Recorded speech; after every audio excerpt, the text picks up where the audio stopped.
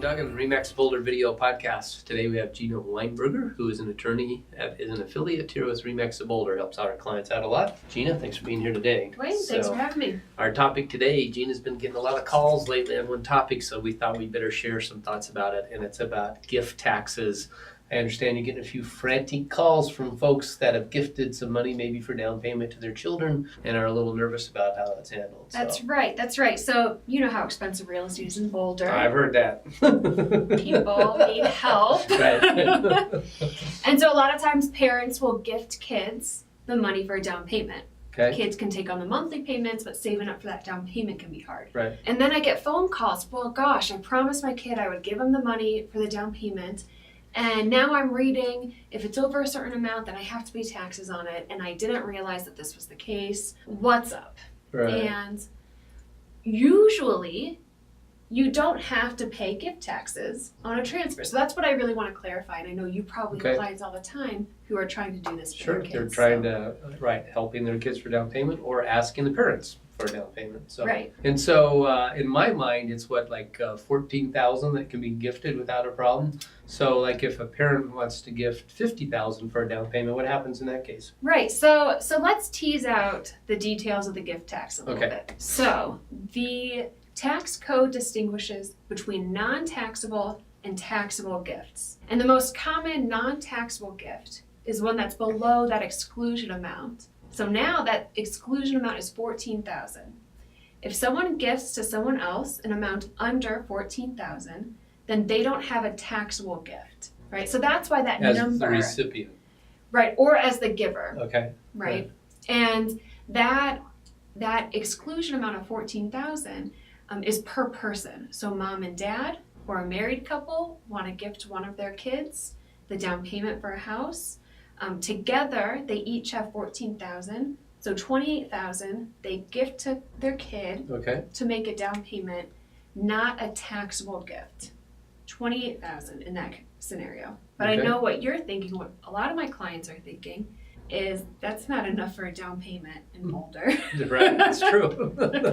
Right. So then the question is, do they owe taxes on the amounts over that? And no, usually they don't. Okay, so it does depend on how wealthy someone is, but every individual has a unified gift and estate tax credit of $5.49 million today. Okay, that sounds like a big number. That's a huge number. You could probably get a few down payments even in Boulder for that amount.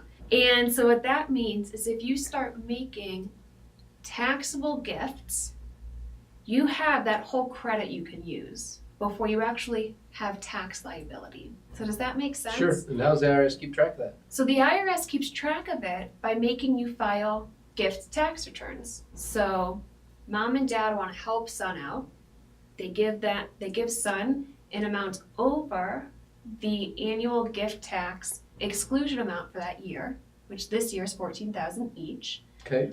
The amount over that they have to report to the IRS, and the IRS will keep track of how much of your credit you've used. Okay, gotcha. Right, and so only if you've gone over that credit are you going to have tax liability. Okay. Right, and so a lot of folks are confused about the difference between that $14,000 threshold, under which you don't even have to report, and over which starts chipping away at your credit amount. Okay.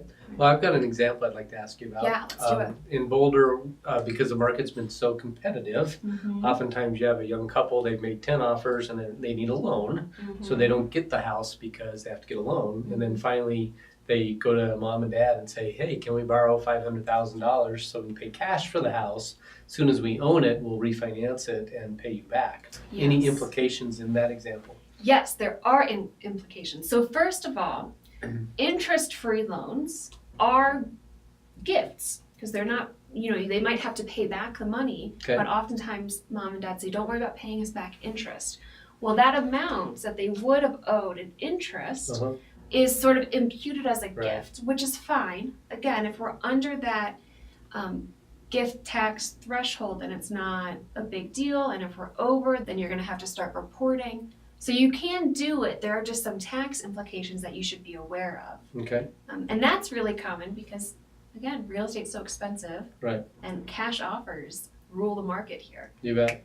And while we're on a side note, just in case somebody gets the idea there, it is important to check with the lender on refinancing rules relative to a home that you just bought using your parents' cash. So it's always a good idea to check with the lender for the current lending rules and how to do that. So, any other thoughts on gift tax we'd like to share at this point? No, I hope that clarifies the gift tax and takes some of the concern away from parents who do want to help their kids in a market like this. Right. And Jean, if somebody wants to talk to you more about this, how do they get a hold of you? Sure. So they can find me online, GinaWeinbergerLaw.com, or they can call me 720-588-9830. Okay, perfect. Gina, thanks so much for being here and helping us out. Yeah. Appreciate it.